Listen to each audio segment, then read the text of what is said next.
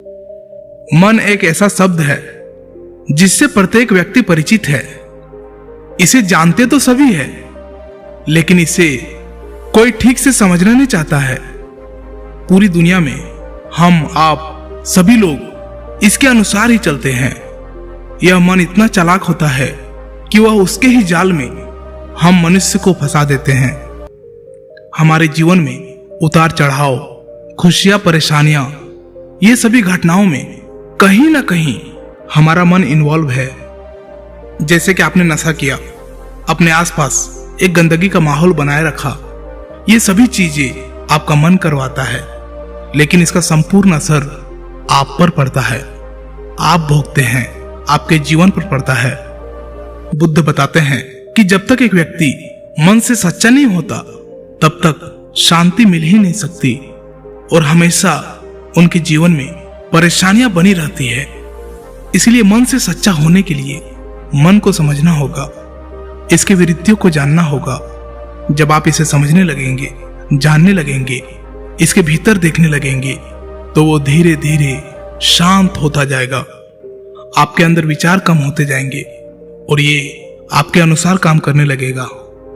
जिस प्रकार एक उग्र कुत्ता को जब तक हम नजर उठाकर नहीं देखेंगे तब तक वो भौंकता रहेगा, चिल्लाता रहेगा, हमें डराता रहेगा, लेकिन जैसे जैसे आप उसे देखेंगे, उनसे नजरें मिलाएंगे, तो वो बिल्कुल शांत होता जाएगा और वह आपसे नजरें भी चुराने लगेगा।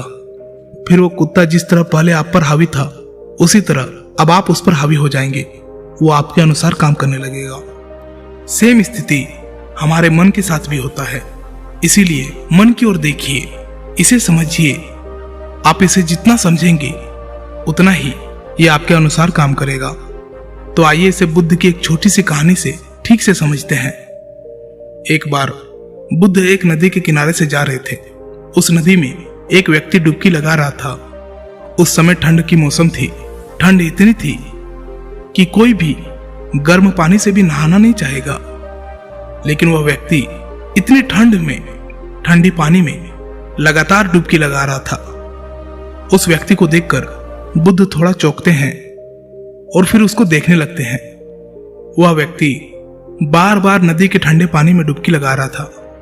उसका शरीर ठंड से कांप रहा था, लेकिन वह पूरे दृढ़ संकल्प के साथ बार बार डुबकी लगा रहा था। उस व्यक्ति के लगन को देखकर बुद्ध बड़े आश्चर्यचकित थे और उस व्यक्ति के पास जाकर उससे कहते हैं, भंते, तुम इतने ठंड में, इस ठंडे पानी में डुबकी क्यों लगा रहे हो? यदि तुम्हें नहाना ही है तो तुम डुबकी एक ही बार लगा सकते हो।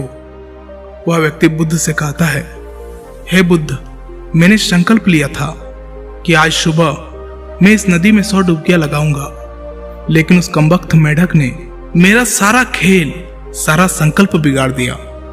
बुद्ध मुस्कुराते हैं और पूछते हैं, क्या मेढक मनुष्य से भी ज्यादा शक्तिशाली है जो उसने एक मनुष्य का संकल्प को खराब कर दिया? वह व्यक्ति बुद्ध से कहता है, शक्तिशाली तो नहीं है, लेकिन अपवित्र तो है। बुद्ध उस व्यक्ति से फिर पूछते हैं, तुम्हें उस मेढक में क्या अपवित्रता नजर आ रहा है? वह व्यक्ति कहता है, मैं ये तो नहीं जानता हूं कि मेढक में क्या अपवित्रता होता है, लेकिन मैं ये अवश्य ही जानता हूं कि मेढक अपवित्र होते हैं। बुद्ध उस व्यक्ति से पूछते हैं कि क्या तुम इस बात को साबित करके दिखा सकते हो कि मेढक अपवित्र होते हैं? वह व्यक्ति कहता है, मैं साबित तो नहीं कर सकता हूं, लेकिन मैं जानता हूं। बुद्ध उस व्यक्ति से फिर कहते हैं, जिस बात को तुम साबित नहीं कर सकते हो, तुम उसे जान कैसे सकते हो? बुद्ध की बातों को सुनकर व्यक्ति थोड़ा आश्चर्य हुआ और बोला, क्षमा कीजिए महात्मा जी, लेकिन मुझे तो यही बताया गया है। बुद्ध उस व्यक्ति से पूछते हैं, तुम्हें यह सब किसने बताया? वह व्यक्ति कहता है, मेरे एक गुरु ने। बुद्ध फिर कहते हैं, यह जीवन तुम्हारा है या तुम्हारे गुरु का? वह व्यक्ति उत्तर देता है, हे बुद्ध, ये तो मेरा जीवन है। फिर बुद्ध बोलते हैं, तुम अपने इस जीवन को अपने अनुभवों से जियोगे या अपने उस गुरु के अनुभवों से जियोगे? वह व्यक्ति बुद्ध से बोला, हे महात्मन, ये तो मैं अपने अनुभव से जीऊंगा। बुद्ध बोले, तो बताओ कि सत्य क्या है? क्या एक मेढक अपवित्र हो सकता है। वह व्यक्ति कहता है, महात्मन, मैं तो नहीं जानता, मुझे इस सब के बारे में कुछ भी पता नहीं है। मैं आपको पूरी घटना बताता हूँ। दरअसल मेरा समय अभी बहुत खराब चल रहा है। मुझे किसी ने बताया था अगर मैं इसमें 100 डुबकियां लगाऊं तो मैं अपने बुरे समय से निकल जाऊंगा। इसलिए मैं सुबह सुबह इस नदी में डुबकी लगाता हूँ और मैं बड़ी मुश्किल से 100 डुबकियां लगा पाया हूँ। जैसे ही मैं इस नदी से बाहर जा रहा था तभी मेरे पैर के नीचे एक मेढक आ गया और मेरे मन में लगा कि मैं अपवित्र हो गया हूँ। इसलिए मैं दोबारा से 100 डुबकियां लगाने गया और इतने में ही आप आ गए और मुझे पता लगा कि मैं अपने ही गलत सोच के कारण अपने आप को सजा दे रहा था। जिस बात का मुझे अनुभव ही नहीं है उसमें मैं बिना सोचे समझे ही सच मान रहा था। लेकिन आपने मेरी आंखों में बंधी अंधविश्वास की पट्टी को हटा दिया है। आपका बहुत बहुत धन्यवाद। फिर बुद्ध कहते हैं, मनुष्य अपने मन के कारण ही दुख पाता है। जो चीजें अपवित्र है उन्हें तो वे अपवित्र नहीं मानते हैं, और जो चीजें अपवित्र नहीं है उन्हें वे अपवित्र मानता है। लोग नशा करते हैं, गलत विचार करते हैं, एक दूसरे से घृणा का भाव रखते हैं, लेकिन वे इसे अपवित्र नहीं मानते। वे मानते हैं कि कोई जीव जो उनके जीवन में कोई प्रभाव नहीं डालता है उसे वे अपवित्र मानते हैं। यह मनुष्य अंधविश्वासों में जीता है, जिसके कारण वह पूरा जीवन जी ही नहीं पाता है।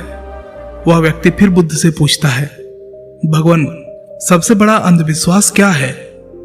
बुद्ध कहते हैं, मनुष्य का सबसे बड़ा अंधविश्वास यह है कि उसे लगता है कि वे अपने मन के द्वारा ही अपने मन से मुक्त हो जाएगा, यानी अपने मन के द्वारा ही अपने जीवन के सभी दुखों से मुक्त हो जाएगा।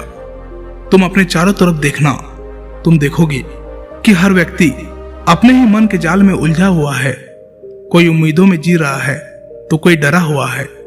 किसी को लगता है कि कल सब कुछ ठीक हो जाएगा, किसी को लगता है आज का दिन अच्छा है, कल खराब हो जाएगा। लेकिन वास्तविकता यह नहीं है। जब तक मनुष्य अपने मन को नहीं समझेगा तब तक कुछ भी ठीक नहीं हो सकता, और यही शाश्वत सत्य है। वह व्यक्ति फिर बुद्ध से पूछता है कि हे तथागत, मन को कैसे समझा जाता है?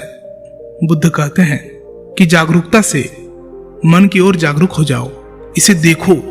पूरे दिन में जब भी याद आए जागरूक होकर इसे देखो कि तुम्हारा मन तुमसे क्या करवा रहा है। और ये जागरूकता वाली बात, तुम्हारा मन तुम्हें बार बार भुलाने की कोशिश करेगा, लेकिन तुम्हें लगातार बार बार प्रयास करते रहना है। तुम्हें बार बार ये देखना है कि क्या तुम जिस रास्ते पर चल रहे हो वो तुम्हें वहां पहुंचाएगा जहां तुम जाना चाहते हो। और यही सूत्र है मन से मुक्त होने का।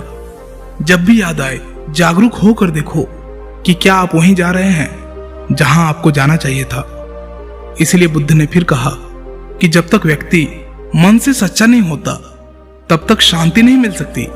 तब तक वो इस दुनिया में भटकता ही रहेगा, खोजता ही रहेगा, लेकिन उसे कुछ भी नहीं मिलेगा और उसके जीवन में हमेशा परेशानियां बनी रहेगी। मित्रों, आप इस बारे में क्या सोचते हैं? आपके विचार क्या है? आपकी भावनाएं क्या है? एक कमेंट के माध्यम से जरूर बताइएगा। क्या पता आपके एक कमेंट से किसी का जीवन बदल जाए। धन्यवाद।